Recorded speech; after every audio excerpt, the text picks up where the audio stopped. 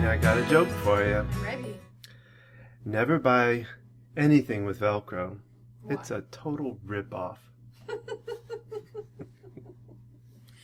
It's time for another Tuesday tip with Gina And Don. with Focused Healthy Family.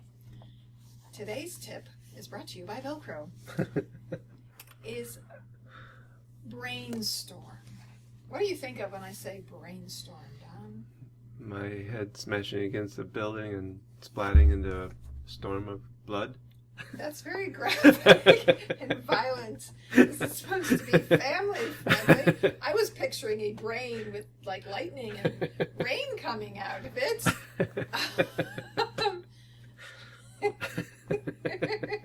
We need a whole different sponsor other than Velcro for this.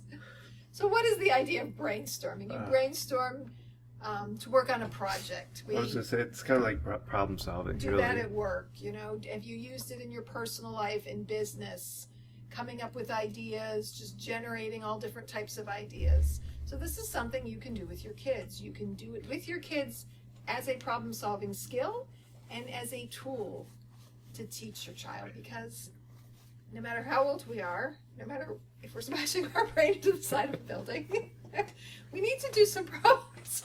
Thank God, you're laughing hysterically.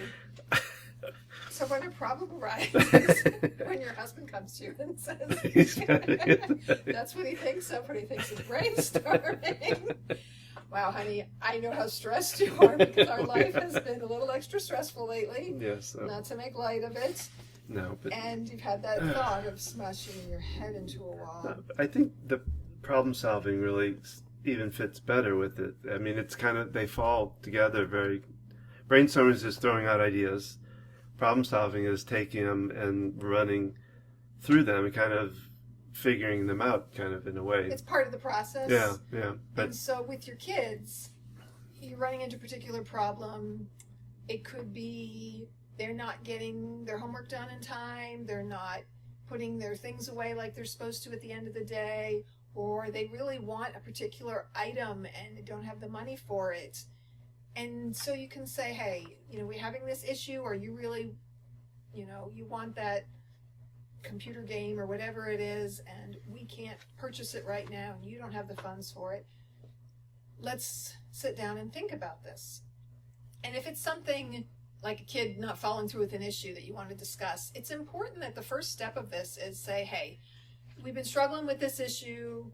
I'd really like for us to sit down and kind of problem solve and brainstorm about this. And so it's important to approach them at a time when they're calm, and or to say, you know, I'd like to talk about this. We'll bring it up again later. And then we want to make sure people are fed and not overtired, not the minute they walk home from school, and getting them to take a part of the decision making of when they're doing this. You know, I'd really like to discuss this more. Would you like to do it after dinner or on Saturday when you don't have other things going on? Leave it open to them having a say in it, because otherwise it's just going to feel like a lecture. yeah. So the first step is mutually deciding on a time to do this. And then as the parent, and I think it could be powerful to have a literal notepad and a pen. You know, maybe you use an iPad with a pencil or something, but the key here is you're going to write down all the ideas. As crazy, as silly as they sound, you are literally going to say, we're going to write down all the ideas. This is the problem. We're going to just come up right now. We're going to come up with ideas. We're not going to evaluate these ideas. We're both going to share ideas. We're going to write them all down, and then we're going to go through them one at a time. And it makes it kind of solid when you write it down. Well, they feel heard. Yeah. They feel heard.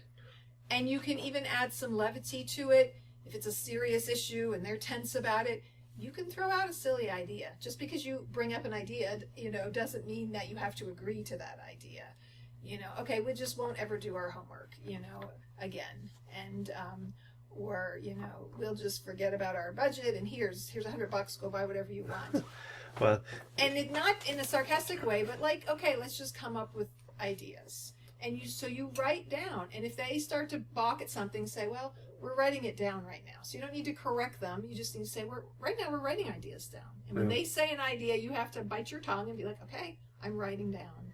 Well, it reminds me of a friend, Ray Gray, and his I think he does it on Tuesdays actually or something, where he opens it up for his kids to be able to, Like once a week at dinner? like almost like grade the parents, both parents, he and his wife.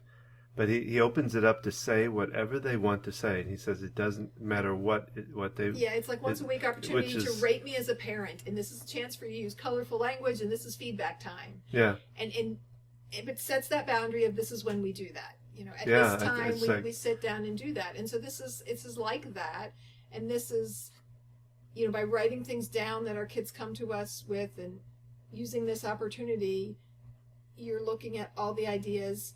Everything's being respected, what you say, what they say, because then the power is now you've got this written list, and then you go through them and say, okay, you know, we're each going to have a say in this, and maybe there's an idea you really like, and they're like, nope, I don't like that for whatever reason, and you get to cross it off. And maybe the solution is not on that paper, but in sharing different ideas, maybe you come up with a new idea together, and it literally facilitates problem solving. well, one of the there could be a little bit of a distinction here where brainstorming could be a little different than problem solving.